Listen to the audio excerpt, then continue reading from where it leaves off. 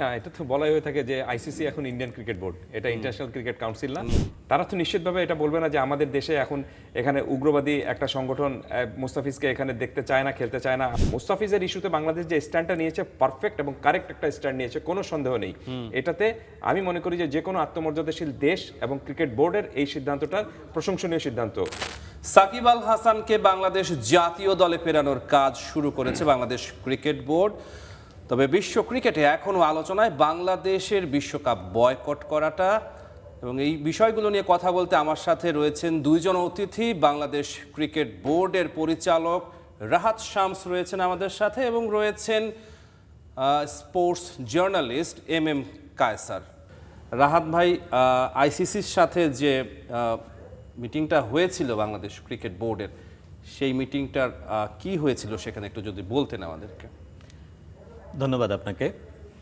আইসিসির সাথে যে মিটিং হয়েছিল সেটা তো আমি পার্সোনালি ছিলাম না, যেটা আলোচনা হয়েছে আমরা কম বেশি সবাই জানি, যেটাতে যে আমরা আমাদের অবস্থানটা ওইখানে তুলে ধরা হয়েছে আমাদের পক্ষ থেকে, এবং সেই প্রেক্ষিতে আইসিসিতে যে অংশটুকু হয়, আলাপ আলোচনা হয়, ভোটিং হয়, তার প্রেক্ষিতে যে ডিসিশন আসে আলটিমেটলি সেটা আমাদের সবারই জানা। নতুন করে এখানে আমার অ্যাড করার তো কিছু নাই। আচ্ছা কায়সার ভাই, ভোটিংটা আসলে কেন হলো? ভোটিংটা হওয়ার কথা ছিল কিনা? না, সেটার জন্য বাংলাদেশ ক্রিকেট বোর্ড বা ক্রিকেট বোর্ডের সভাপতি প্রস্তুত ছিলেন না। আমরা তার কাছ থেকে যেটা জানতে পেরেছি, কারণটা হলো যে তিনি জানতেন যে তিনি খুব সম্ভবত যে এই পুরো বিষয়টা ভোটিংয়ে যাবে, ভোটাভুটিতে যাবে, এটার জন্য তিনি প্রস্তুত ছিলেন না। কিন্তু প্রস্তুত ছিল কে? ভারত প্রস্তুত ছিল, এবং আইসিসি যারা কন্ট্রোল করেন তারা প্রস্তুত ছিলেন। কারণ তারা জানতেন যে এটা যদি আনুষ্ঠানিকভাবে একটা সিদ্ধান্তে যদি আপনাকে আসতে হয়, এটা ভোটিংয়ে যদি যায়, তখন এটা নিয়ে কেউ প্রশ্ন তুলতে পারবে না। এই কারণে জাস্ট তারা একটা এক অর্থে বলা যেতে পারে যে যেটাকে বলে যে একটা চালাকি করার বিষয়টা, সেই চালাকি করার বিষয়টাকে তারা সেখানে নিয়ে এসেছে। রাহাত ভাই ব্যাপারে কি বলবেন? আসলে কি আইসিসি সাজানো ছিল নাকি, পুরো জিনিসটা সাজিয়ে ফেলেছিল নাকি, এরকম আগে থেকে তারা নির্ধারণ করেছিল? সেটা তো আন্দাজ করে আসলে মন্তব্য করা ঠিক হবে না। এটা তো এখন ধরেন আমাদের তরফ থেকে যেটা হইলো, আমরা একটা নিরাপত্তা এসিওরেন্সটা চাওয়া হয়েছে। তো ওই এসিওরেন্সটা তো আইসিসির একটা অংশ থেকে যদি আমরা দেখি যে একটা নিশ্চয়তা, ইন্ডিপেন্ডেন্ট একটা রিভিউর মাধ্যমে তাদের একটা এসিওরেন্স ছিল, বাট যে হোস্টিং কান্ট্রি সেইখান থেকে দেখা যায় নাই কোনো অ্যাসিওরেন্স দিতে। সো ওইটা তো একটা, এখন ওইটা তো নিয়ে গেল আমাদের সরকারের সিদ্ধান্তের উপর গেল। এখন গভর্নমেন্ট টু গভর্নমেন্ট যে সিদ্ধান্তটা হয় সেইটার উপরই আমাদের আসলে বিসিবিকে মানতে হবে, যে কোনো ইয়েকেই মানতে হবে। এটা খেলাধুলার ক্ষেত্রে হোক, অন্যান্য সংস্থার কালচারাল যেটাই হোক না কেন। সো গভর্নমেন্ট নিশ্চয় আমাদের থেকে আরও ভালো করে ভিতরের বিষয় বা বিভিন্ন রিস্ক যেগুলো আছে সেইটার অংশগুলো বিবেচনা করেই সরকার নিশ্চয় সিদ্ধান্তটা নিয়েছেন। কায়সার ভাই, ভারতীয় ক্রিকেট বোর্ড আসলে কিভাবে আইসিসিকে নিয়ন্ত্রণ করে, একটু যদি বলতেন, বিষয়টা ব্যাখ্যা করতেন। না, এটা তো বলাই হয়ে থাকে যে আইসিসি এখন ইন্ডিয়ান ক্রিকেট বোর্ড, এটা ইন্টারন্যাশনাল ক্রিকেট কাউন্সিল না। মানে কিভাবে কাজ করে, প্রক্রিয়াটা কিভাবে হয়? আপনি পুরোপুরি ভারতের প্রভাব, তাতে কোনো সন্দেহ নেই। এবং এখানে দেখবেন যে আপনি ডিসিশন মেকিং এ যে মানে টপ মোস্ট 7টা যে ডিসিশন মেকিং এর জায়গা রয়েছে আইসিসিতে, তার সবগুলো কিন্তু আপনি ভারতীয় যারা রয়েছেন তারা এই পদগুলোতে, মানে এই পদগুলোতে রয়েছেন। ডিপার্টমেন্ট হেডগুলো রয়েছেন, মানে মেইন ডিসিশন মেকিং এ যারা থাকেন আর কি। সো এখানে তারা ইন্ডিয়ান, এবং এখানে আপনি দেখবেন যে মানে ইন্ডিয়ান স্বার্থর বাইরে গিয়ে তারা কখনোই কোনো ধরনের কোনো কাজ করবেন না, এটা আমরা নিশ্চিতভাবে জানি আর কি। এবং এই কারণে দেখবেন আপনি যে যখন ভারতের কোনো সমস্যা হয়, তখন সেই সমস্যাটা খুব সহজে তারা কিন্তু সেটার সমাধানটা করে ফেলে। কিন্তু অন্য যাদের সমস্যা হয়, তখন সেই সমস্যাটা তারা সমাধান করতে খুব একটা আগ্রহী হয় না। এখানে এই বিষয়টা খুবই স্পষ্টত একটা বিষয় হয়ে গেছে, এবং এটা খুবই খারাপ একটা বিষয় হয়ে যাচ্ছে। কারণটা হলো যে আপনি একই সংস্থার মধ্যে যখন এক ধরনের একটা ডিসক্রিমিনেশন নিয়ে আসবেন, বৈষম্য আছে সেখানে, নিশ্চিতভাবে বৈষম্য আছে। একটা ডিসক্রিমিনেশন যখন আপনি নিয়ে আসবেন, তখন সেটা কখনো এটার প্রতিবাদ হবে, এবং এই প্রতিবাদটুকু অনেক সময় বিস্ফোরণের মতো কিন্তু হয়ে দাঁড়ায়। এবং আমি মনে করি যে বাংলাদেশকে কেন্দ্র করে যে ঘটনাটা ঘটেছে, সেটা শুধু প্রতিবাদ ছিল না, সেটা প্রথম বিস্ফোরণ বলছেন, প্রথম বিস্ফোরণ এটা ঘটেছে। এবং এটা এই ধরনের ঘটনা যদি সামনে আরো বেশি হয়, আপনি এই বিস্ফোরণের মাত্রাটা আরো বাড়বে, এবং সেটা আমি মনে করি যে আইসিসিকে পুরোপুরি কিন্তু আপনি আরো দুর্বল করে দিবে, এবং আইসিসির মধ্যেও এক ধরনের আপনি যে ঐক্যের বিষয় ছিল, সেই ঐক্যের মধ্যে কিন্তু ফাটল ধরবে। আচ্ছা রাহাত ভাই, এই যে প্রতিবাদের কথা বলছে, অন্যান্য ক্রিকেট বোর্ড থেকে সেই আওয়াজটা কেন ওঠে না? বাংলাদেশ প্রথম আওয়াজটা তুলেছে, সেটা কি ভবিষ্যতে আরো বাড়বে কিনা? আমাদের এইখানে যদি ধরেন, আমাদেরটা তো এই আলোচনাটা শুরু হইল মুস্তাফিজ ইস্যু থেকে আসলে। রাইট। ওই জায়গায় যেহেতু মুস্তাফিজকে মানে ইনভাইট করে নিয়ে গেল কে, ওনারাই ইনভাইট করে নিয়ে গেছে, আবার মুস্তাফিজকে কলকাতায় দল হিসেবে নিয়েছে right. তাকে, কলকাতা এই মুস্তাফিজকে আবার ওইখানে যাওয়া যাবে না, এই সিদ্ধান্তও কিন্তু তাদেরই দেয়া যে মুস্তাফিজ ওইখানে ইনভাইটেশন থেকে আবার সরে গেল। সো নিশ্চয়ই সেখানে একটা নিরাপত্তার এই ইস্যুটা যে ছিল, সেটা তো এই ঘটনার মাধ্যমে এটা তৈরি হইল। তৈরি হওয়ার পরে যেটা হইল, তারপরে সাপোজ বিসিসিআই বা ইন্ডিয়ান গভর্নমেন্ট ওইখান থেকে কোনো এসিওরেন্স আমরা কিন্তু না পাইলে আমাদের সরকারি কিভাবে অ্যালাউ করবে? কোনো ব্যাখ্যা কি দিয়েছে এই ব্যাপারে মুস্তাফিজ ইস্যুতে? না, আমার জানা মতে ওইরকম কোনো ব্যাখ্যা আসে নাই।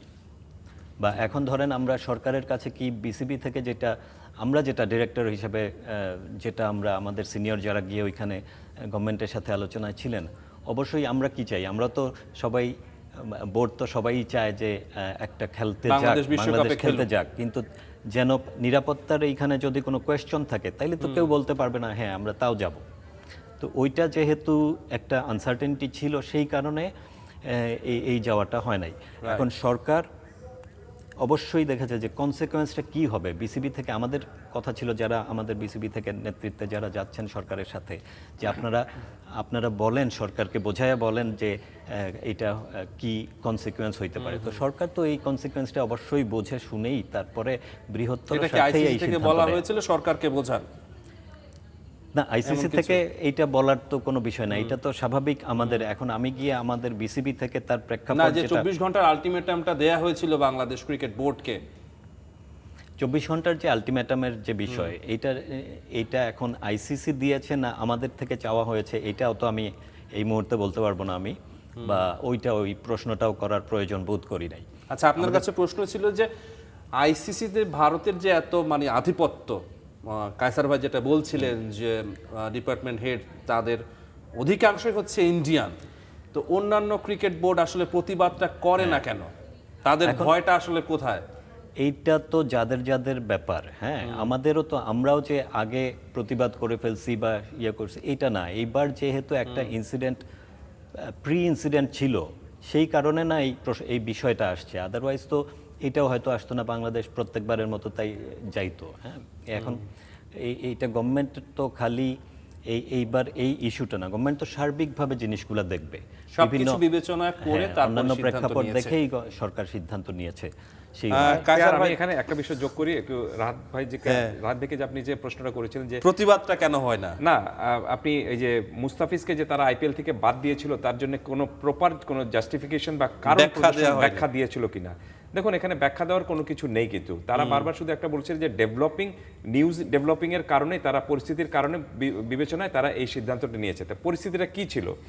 তারা তো নিশ্চিতভাবে এটা বলবে না যে আমাদের দেশে এখন এখানে উগ্রবাদী একটা সংগঠন মুস্তাফিজকে এখানে দেখতে চায় না, খেলতে চায় না, আমরা তাদের কাছে নতজানু হয়েছি, এই কারণে আমরা মুস্তাফিজকে নিরাপত্তা সঠিক মতো দিতে পারবো না বলেই মুস্তাফিজকে আমরা বাদ দিয়েছি। এটা তারা ব্যাখ্যায় কখনোই যাবে না, বাট এটা বুঝে নিতে আমাদের নিশ্চিতভাবে এটা আবার কোনো ইনভেস্টিগেশনেরও প্রয়োজন পড়ে না। ইটস ভেরি নর্মাল থিংস যে তাদের উগ্রবাদী একটা সংগঠন দাবি তুলেছিল যে মুস্তাফিজকে কেকেআরে খেলানো যাবে না, এবং সেটার কাছে নতজানু হয়ে ভারত সরকার সেই সিদ্ধান্তটা নিয়েছে। মুস্তাফিজকে সেখানে আইপিএল আর রাখতে চায়নি, এবং সেটা বিসিসিআই কে জানিয়েছে, বিসিসিআই আবার সেটা কেকেআর কে জানিয়ে দিয়েছে। This is very clear thing, clear cut বিষয়টা। এমন না যে মুস্তাফিজ বাঁ হাতে খুব ভালো বোলিং করেন, এই কারণে প্রতিপক্ষ তাকে দেখতে চায় না, দেখে তাকে খেলানো হচ্ছে না, এটাও না। বিষয়টা এমনও না, বা তিনি অনেক বেশি দামি খেলোয়াড় হয়ে গিয়েছেন, এই কারণে তাকে বাদ দেওয়া হয়েছে, সেটাও না। বাট তারা সরাসরি সেটা বলেনি, কারণ সেটা বললে তো কিন্তু আপনি আর কি বলে আপনার এই প্রশ্নটা আপনি হয়তো করতেন না। কিন্তু কারণ যে সেটাই ছিল, সেই বিষয়ে আমার কাছে মনে হয় না যে এটার জন্য নতুন করে কোনো ইনভেস্টিগেশন করার কোনো প্রয়োজনটা রয়েছে। এই ব্যাপারটা ছিল এটাই, এবং এই কারণেই তারা মুস্তাফিজকে সেখানে আর কাসার ভাই বলছিলেন যে প্রথম বিস্ফোরণটা ঘটিয়েছে বাংলাদেশ, আপনি বলছিলেন অন্যরা আসলে কেন প্রতিবাদটা করছে না, এখানে সমস্যাটা আসলে কোথায়? যে বৈষম্যের কথা বলছিলেন, বৈষম্য রয়েছে আইসিসিতে, তো সেক্ষেত্রে প্রতিবাদটা হচ্ছে না কেন? এখানে আমি দুটো বিষয় বলবো। একটা হলো যে আপনি ক্রিকেট শুধুমাত্র কিন্তু আপনার স্লোগান বা প্রতিবাদ আবার আপনার বিপ্লবী কথাবার্তা বলার কিন্তু জায়গা না। এখানে কিন্তু আপনাকে সেই সঙ্গে ক্রিকেট ডিপ্লোমেসিটাও কিন্তু এগিয়ে নিতে হবে, কূটনীতিটা বজায় ক্রিকেট রাখতে হয়। কূটনীতিটাও কিন্তু বজায় রাখতে হবে। আপনি যখনই কোনো একটা সংগঠন চালাবেন, সংগঠনে যখন নেতৃত্বে থাকবেন, তখন আপনাকে যাতে সবাই সাপোর্ট করতে পারে, সেই সংগঠনের অন্যান্য সদস্য যারা রয়েছে, এটার জন্য কিছুটা ডিপ্লোমেসি কিন্তু আপনাকে করতে হবে, যে ডিপ্লোমেসিটা খুব ভালোভাবে ভারত করেছে এবং করে যাচ্ছে। এটার সঙ্গে আপনি যোগ করেন যে আর্থিক সুবিধা, আপনি ভারত যে মানে আপনি রেভিনিউর, আইসিসির যে রেভিনিউর, সেই রেভিনিউর একটা অংশ যদি বড় অংশ যদি ভারত কাউকে দেওয়ার জন্য প্ল্যান করে থাকে বা তাকে বলে থাকে যে তোমার সাথে আমি দ্বিপাক্ষিক সিরিজে 2টা ওয়ানডে ম্যাচ খেলবো, তখন ভারতের সাথে খেললে নিশ্চিতভাবে সেখান থেকে যে আপনার ব্রডকাস্ট থেকে শুরু করে বিজ্ঞাপন থেকে শুরু করে যে রাজস্ব আসবে, সেই রাজস্ব একটা সিরিজ থেকে কিন্তু আপনি সেই বোর্ডের জন্য অনেক বড় একটা আর্থিক একটা সঞ্চয় হয়ে যায়। তো এই ধরনের সুযোগ সুবিধা ভারত অন্যান্য যারা বোর্ডের যারা রয়েছে তাদেরকে দিয়ে থাকে, এবং আমি মনে করি যে এটাতে আপনি খুব একটা হার্মফুল কোনো কিছু না, এটাকে আপনি ধরে নিতে পারেন যে এটা ক্রিকেট ডিপ্লোমেসির বিষয় রয়েছে। তাহলে বাংলাদেশ কিভাবে এদের এই বোর্ডগুলোর সাথে সমর্থনটা নেবে, সেটা হলো যে আপনাকে বোর্ড টু বোর্ড আলোচনা করতে হবে। রাহাত ভাই, আপনার কাছে আমার প্রশ্নটা হচ্ছে যে নেগোসিয়েশনের কথা বলছিলেন এম কায়সার ভাই, সেই ক্ষেত্রে বাংলাদেশ ক্রিকেট বোর্ড এবার কি মুন্সিয়ানার পরিচয় দিয়েছে কিনা, আপনার কাছে কি মনে হয়? দেখেন, নেগোসিয়েশনের বিষয়টা যদি আসে আইসিসির সাথে অথবা বিসিসিআই অর গভর্নমেন্টের, ইন্ডিয়ান গভর্নমেন্টের সাথে বা আমাদের গভর্নমেন্টের সাথে, নেগোসিয়েশন তো বিভিন্ন দিকের বিষয়। আমরা ধরে নিলাম যে আইসিসির সাথে নেগোসিয়েশনের বিষয়টা আমরা কথা বলছি, সেই ক্ষেত্রে আমরা আমাদের যে বোর্ড প্রেসিডেন্ট আছেন ওনার বা ইভেন আমাদের ভাইস প্রেসিডেন্ট আছেন, ওনাদের কিন্তু ভেরি গুড রেপো ছিল ইয়ের সাথে, আইসিসির সাথে, এবং সেই ক্ষেত্রে যে সমস্ত আমাদের কথাবার্তা, যে সমস্ত কথাবার্তা বলার বিষয় আছে, এইগুলা অবশ্যই ওনারা বলেছে, কথা হয়েছে, এবং আমাদের বোর্ড প্রেসিডেন্ট উনি ছিলেনও আইসিসির সাথে অনেক ক্ষেত্রে ইনভলভ ছিলেন। সো ওনার কাছ থেকে যেটা ম্যাক্সিমাম করার চেষ্টা, যেটা করা সম্ভব, সেই জিনিসগুলো উনি নেগোসিয়েশন বলেন, ডিসকাশন বলেন, কমিউনিকেশন বলেন, সেটা উনি করেছেন। কায়সার ভাই এক্ষেত্রে কি বলবেন? রাহাত ভাই যেটা বলছিলেন, আপনি কি বাংলাদেশের ক্রিকেট বোর্ডের নেগোসিয়েশন এটা কি যথাযথ ছিল কিনা? না, তারা চেষ্টা করেছে। আমি নিজে বুলবুলের সাথে বেশ কয়েকবার কথা বলেছি, উনি অন্যান্য বোর্ডের কর্মকর্তাদের সঙ্গে, শীর্ষস্থানীয় কর্মকর্তা যারা ছিলেন তাদের সাথে কথা বলেছেন। বাট প্রবলেমটা হলো যে তারা যখন আমাদের সাথে কথা বলেছে তখন আমাদেরকে প্রতিশ্রুতি দিয়েছে, এবং তাদের সাথে যখন জয়শা কথা বলেছেন তখন কিন্তু প্রতিশ্রুতির বিষয়টা তাদের দিকে সরে গেছে। এবং ইটস ভেরি কমন থিং, এটা খুব সহজ একটা বিষয়। কারণটা হলো যে তারা যে ধরনের প্রতিশ্রুতি দিবে বা তারা যে ধরনের আর্থিক নিশ্চয়তা দিবে বা সামনের সময় সুযোগ সুবিধাটা দেবে, এই ধরনের আপনি প্রতিশ্রুতি যখন দিয়েছে তখন আমাদের সাথে তাদের যে কথাবার্তা হয়েছিল সেই কথাবার্তায় তারা আপনার মানে সরে গিয়েছে। It's very common thing. এটা আমি মনে করি না যে এখানে এটা নিয়ে বড় কোনো ডিসকাশনের কোনো বিষয় কিছু রয়েছে। বাট বিষয়টা হলো যে আপনি যখনই কোনো একটা পয়েন্টে এগোতে চাবেন তখন সেখানে কিন্তু আপনাকে অনেকগুলা ক্রাইটেরিয়া সেট করে নিতে হবে বা সিস্টেম সেট করে নিতে হবে যে এরপরে এই লড়াই আমাকে নামতে হবে, এরপরে এই লড়াই করতে হবে, কি কি করতে হবে, এরকম ভাবে নামতে হবে। কিন্তু আপনি যদি শুরু থেকেই একেবারে পয়েন্ট অফ নো রিটার্নে চলে যান তখন দেখবেন যে সেখানে আর আলোচনার ক্ষেত্রটুকু থাকে না। সো আমি মনে করি যে বাংলাদেশ এই পুরো বিষয়টায় মুস্তাফিজের ইস্যুতে বাংলাদেশ যে স্ট্যান্ডটা নিয়েছে পারফেক্ট এবং কারেক্ট একটা স্ট্যান্ড নিয়েছে, কোনো সন্দেহ নেই।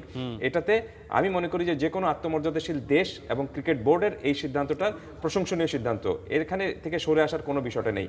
কিন্তু বিশ্বকাপ খেলার যে বিষয়টা যেটা ছিল, সেটার যে বিকল্প যে বিষয়গুলো ছিল, সেই বিকল্প বিষয়গুলো পুরো আইসিসিকে এবং অন্যান্য ক্রিকেট বোর্ডকে আমি মনে করি যে বাংলাদেশ ক্রিকেট বোর্ড সেটা আরও আগে থেকে যদি বা আরও সুন্দর করে যদি বুঝাতে পারতো বা তাদেরকে যদি মানে সেই জিনিসটা পুরো গ্র্যাব করাতে পারতো, তাহলে হয়তো বাংলাদেশ এই সমস্যার সমাধান করতে পারতো, সিনারিওটা ভিন্ন হতো এবং বাংলাদেশ হয়তো বিশ্বকাপ খেলতে পারতো। কিন্তু প্রবলেমটা হলো যে ভারত কখনোই চায়নি যে বাংলাদেশের এই সমস্যার সমাধানটুকু হোক, অথচ এই সমস্যাটা তৈরি করেছিল কিন্তু ভারত নিজেই।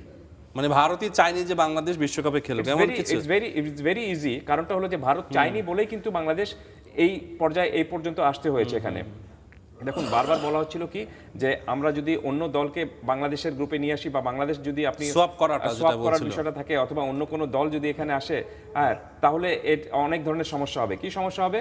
আপনার হোটেলের সমস্যা হবে, প্লেয়ারদের ফ্যানরা যারা টিকিট করে ফেলেছেন তাদের সমস্যা হবে, হোটেল অ্যাকোমোডেশন করে ফেলেছেন, ফ্লাইট শিডিউল করে ফেলেছেন, এগুলো হলো সব ফালতু কথা। আপনি এগুলা এক সপ্তাহের মধ্যে সমাধান করতে পারবেন।